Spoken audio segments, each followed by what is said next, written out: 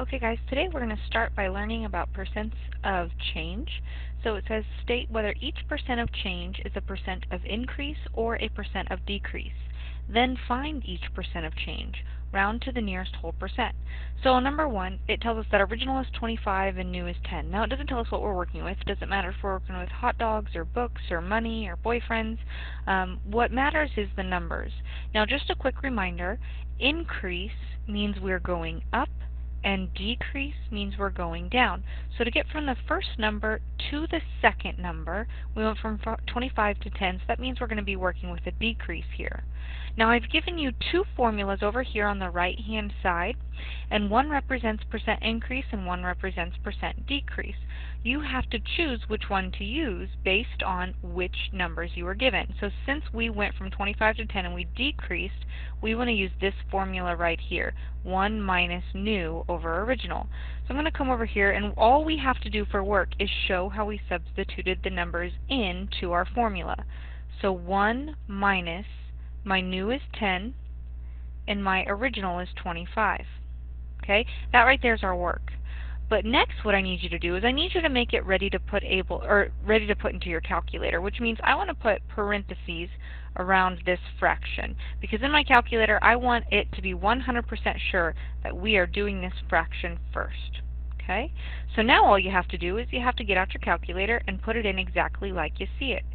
So 1 minus parentheses 10 divided by 25, close your parentheses. Now it's really important that you use your dividing key and not your fraction key. If you use your fraction key, it's going to give you a fraction as a response, and we don't want that. We want to use division because our goal is to get a percent. So when you get an answer here, you're going to get 0.6 or 0.6. Okay, so I want you to come back to your worksheet. We're going to equal 0.6. Now, remember, the instructions said we want a percent of increase or decrease. This right here is not a percent. This is a decimal. We still need to turn our answer into a percent. So just a friendly refresher, to turn a decimal into a percent, we need to take this decimal point right here and move it 2 places to the right. So to fill in that space right there, we're going to put a 0. So my result is going to be 60%.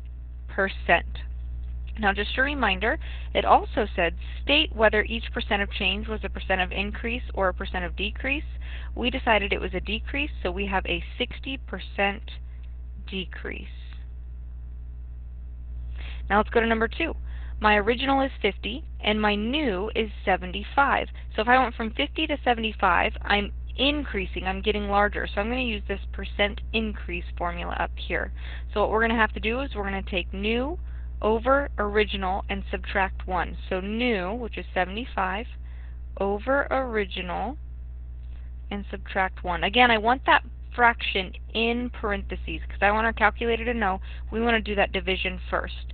Now we can put this guy directly into our calculator just like we see it. So open parentheses, 75 divided by 50, close your parentheses, minus 1. Again, make sure it's divided by, not a fraction bar. And what you get is you get 0.5. So I'm going to come back over here, and that's going to equal 0.5. Now we need to turn our decimal into a percentage by taking this decimal point and moving it 2 units to the right, which gives me 50%. Next, we just need to determine if it was an increase or a decrease. We said it went from 50 to 75, so that's going to be an increase.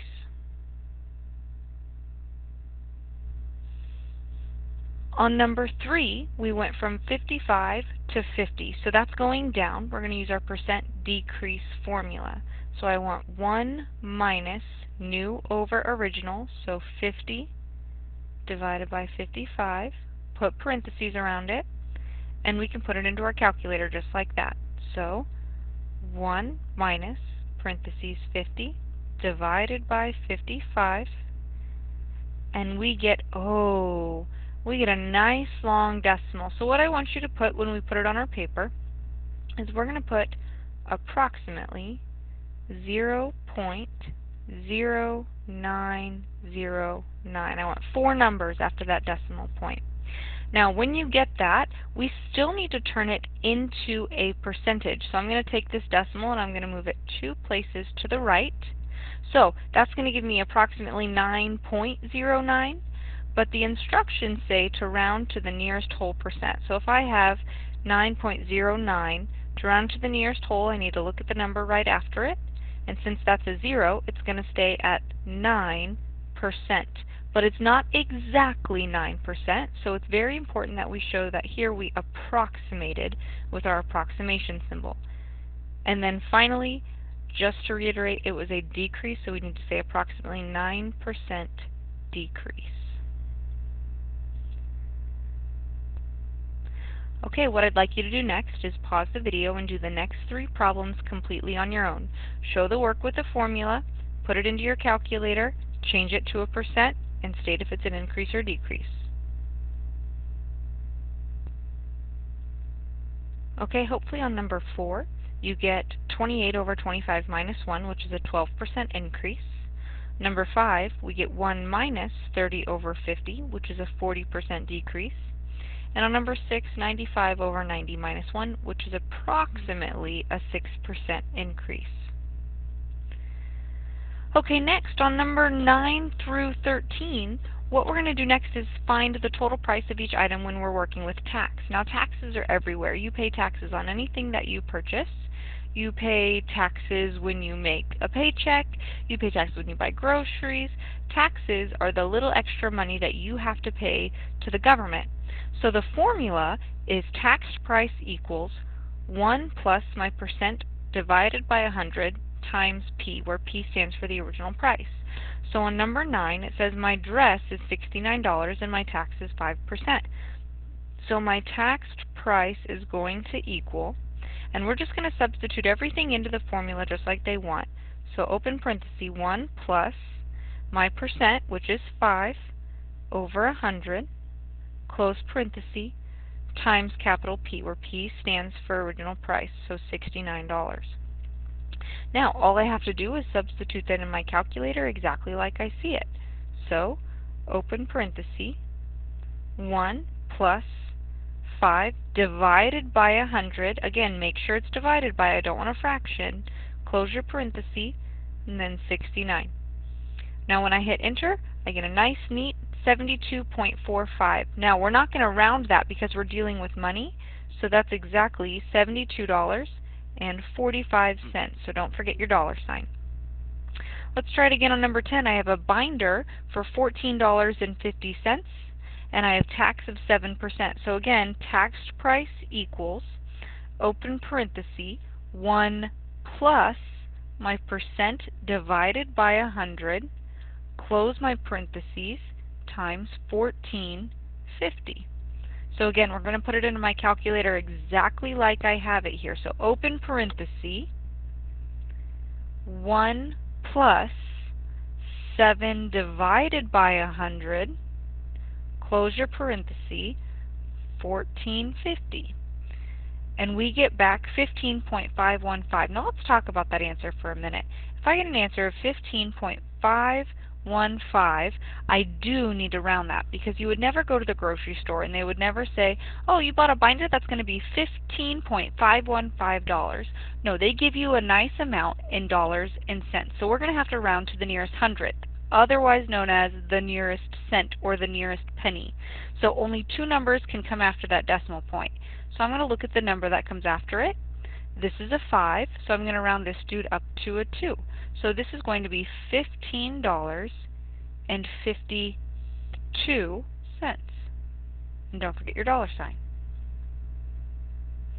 Alright, on number 11, again, we're going to substitute it in exactly like we see it. So taxed price equals, open parenthesis, 1 plus my percent divided by 100, close my parenthesis, times 28.95.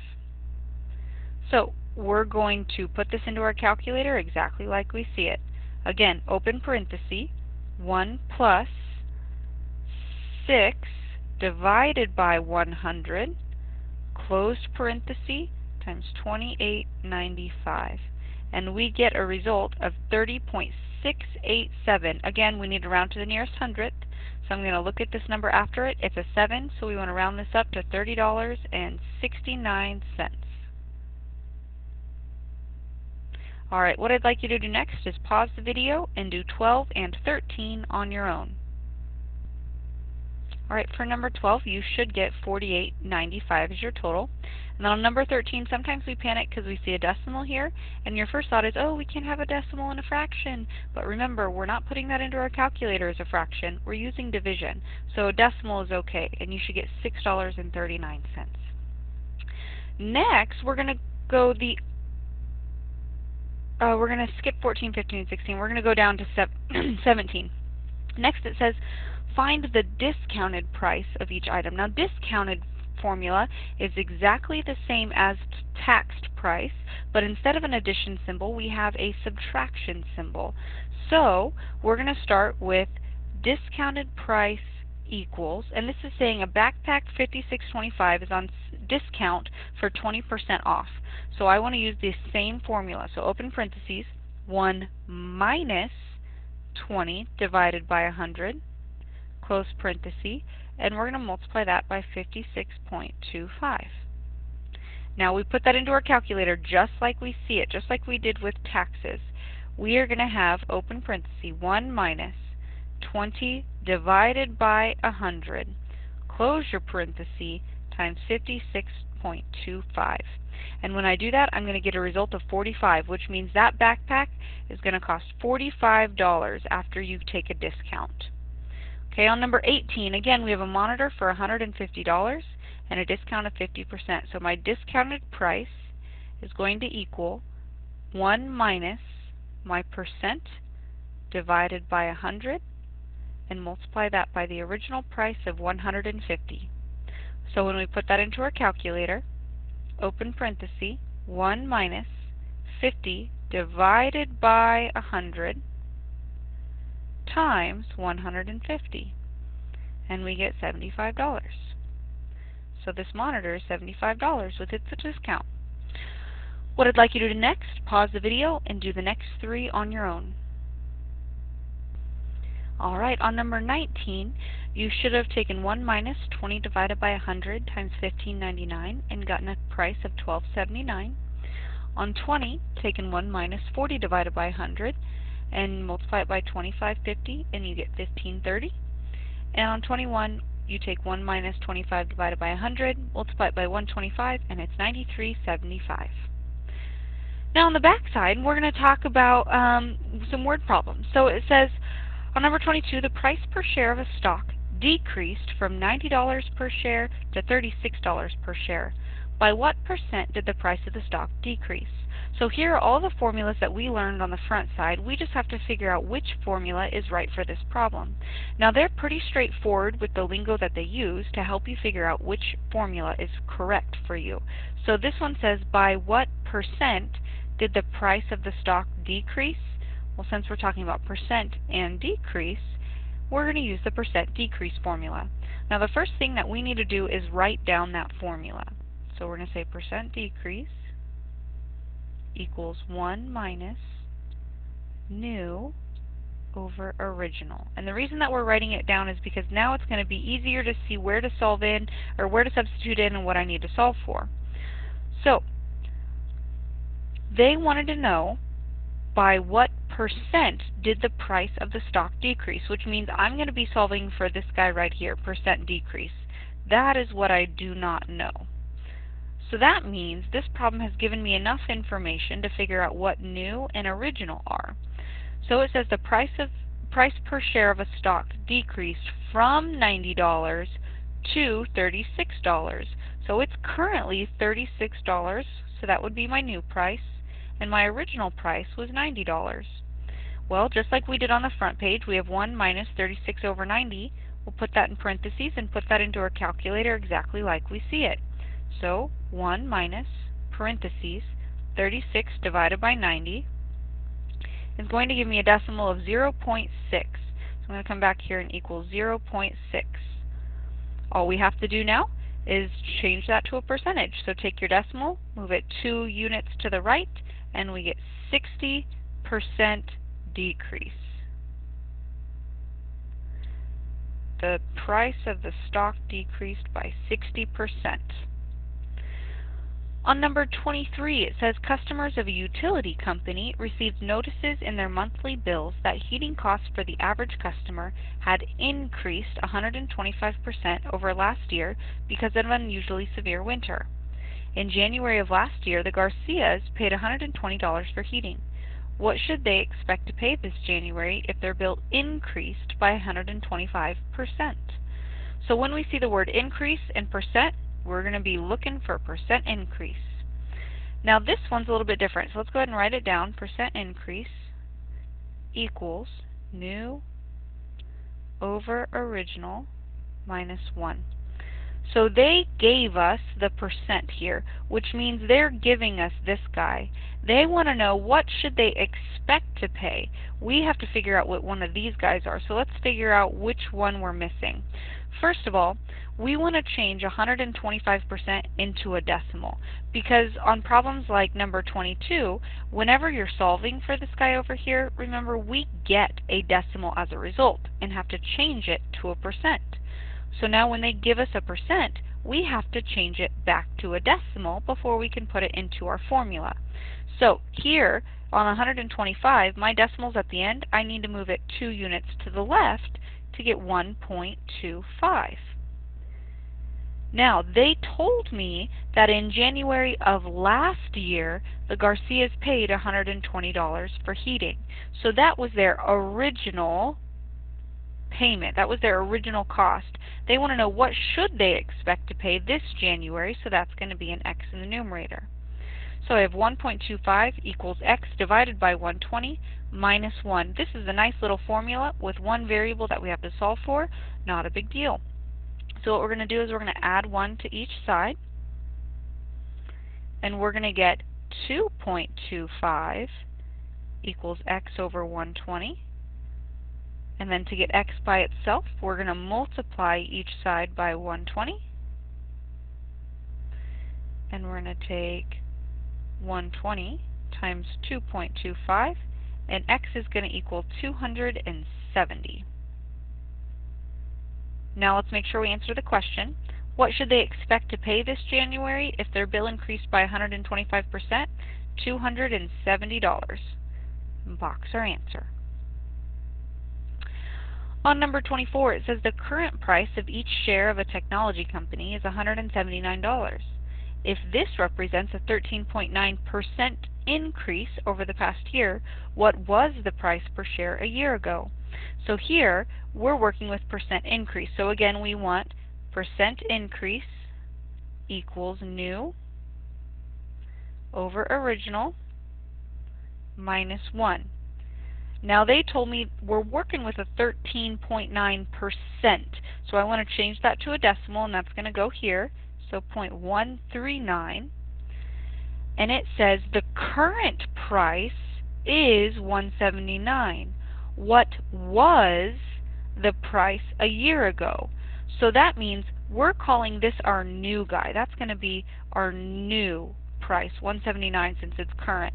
They want to know what was the price a year ago, so that's going to be our x. Now to solve, we need to add 1 to each side like last time. We'll get 1.139 equals 179 over x. Now here's where people get stuck. The first thing people think they want to do is they want to multiply each side by 79, or 179. But take note, this guy's in the numerator. If I multiply by 179, it's not going to go away. So then their next instinct is to say, well, what if I divide by 179? You're absolutely right. That would get the 179 away from this x, but it doesn't help us because the x is still in the denominator. So what we really want to do is we want to figure out how to get the x out of the denominator. So we're going to multiply each side by x.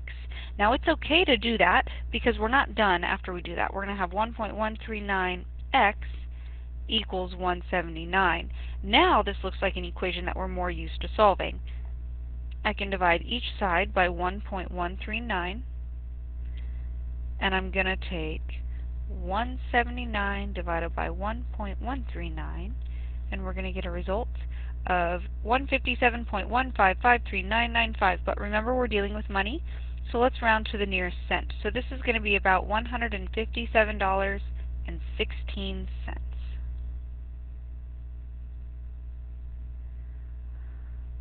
Alright, that wraps up lesson 2.7. If you guys have any questions, make sure you come and ask.